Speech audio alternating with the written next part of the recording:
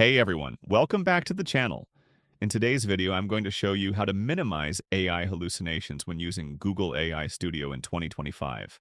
Hallucinations happen when the AI makes up facts, gives wrong details, or generates something that looks confident but isn't accurate.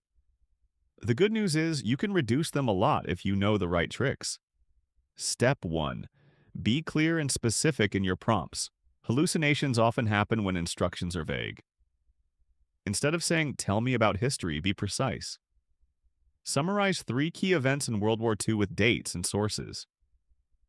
The more focused your request, the less the AI has to guess. Step 2. Provide context or reference material. If you upload a document, a web page, or a dataset, the AI will use that information instead of trying to fill in the gaps. For example, paste in your company's product sheet and then ask questions about it. This drastically cuts down on hallucinations. Step 3. Ask for citations or verification. You can add prompts like, "Give me a citation," or say, "Not sure," if the source is unclear. That way, you know what's based on real data and what might be AI guesswork.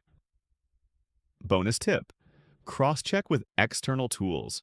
If you're working with important facts, like medical, legal, or financial data, always verify with trusted resources.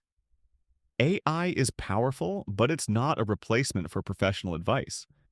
And that's it.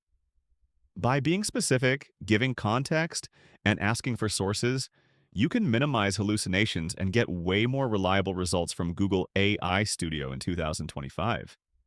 If this helped you out, make sure to like, subscribe, and share it with someone who's also using AI. Thanks for watching, and I'll see you in the next one.